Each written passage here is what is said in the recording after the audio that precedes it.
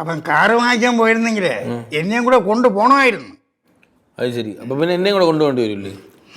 അച്ഛൻ വാങ്ങിക്കുന്ന കാർ ഓടി വരില്ലല്ലോ, നമ്മളുടെ കൂടെ തള്ളിക്കൊണ്ട് വരണ്ടേ? അതുകൊണ്ടാണ് മണിക്കൂടാണ് കൊണ്ടുപോകത്തത്. മാമ കാർ വാങ്ങിക്കാൻ മാമൻ കൂടെ പോണെന്തിന്? ഇടി ഞാൻ കാറ് മെക്കാനിക്കലല്ലേ, എനിക്ക് വണ്ടിയെ പറ്റി നല്ലതെന്ന് അറിയാമല്ലോ.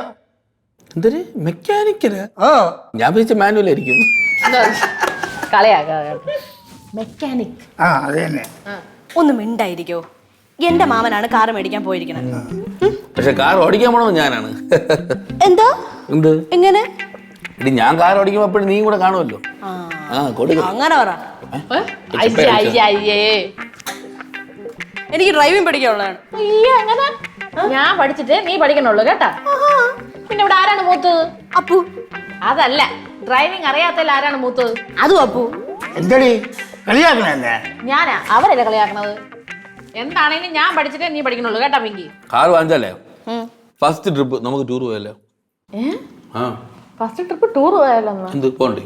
അല്ല പോവാ. പിന്നെ എന്ത് കുഴപ്പം? നമ്മൾ രണ്ടുപേരും മാത്രോ? ഞാനുണ്ട്. കന്യാകുമാരി പോ. സെറ്റല്ലേ? അങ്ങനെയാണ് ഞാൻ ഇപ്പോഴേ റെഡി ആയാലും. എന്ത് പറയണം? പോണ വഴിക്ക് നാഗർകോവിലിന്ന് കുറച്ച് അരിയും മുളകൊക്കെ വാങ്ങിച്ചിട്ടൊന്നല്ല. എന്ത്? അല്ല പിന്നെ എല്ലാരും കൂടെ പോണ എന്തിന്? പിന്നെ മണിക്കുട്ടണ്ണന്റെ കാറില് അവരെ കൊണ്ടുപോകാൻ നമ്മൾ മാത്രം. മണിക്കൂട്ടണ്ണന്റെ കാറിൽ മണിക്കൂട്ടണ്ണ പോട്ട് അത് കഴിഞ്ഞ് നമ്മള് പോകും. അങ്ങനല്ലേ ഉദ്ദേശിച്ചത്? അല്ലേ വെച്ചാ ആദ്യം കാറ് വരട്ടെ, പിന്നെ ട്രിപ്പ് ഉണ്ടാക്കി. തഗ് തഗ് റെഡിയാവണില്ലേ നീ? മൂട് പോയി. ഉണ്ണിപ്പിള്ള ചാടി കേട്ടാ നേരത്തെ കൊണ്ട്. ഏത് കാറായിരിക്കും വാങ്ങിക്കണ? അച്ഛൻ്റെ അനുഗ്രഹം വാങ്ങിച്ചോട്ടല്ലേ പോയത്. അപ്പൊ അംബാസഡർ കൂടുതലൊന്നും പ്രതീക്ഷിക്കില്ല.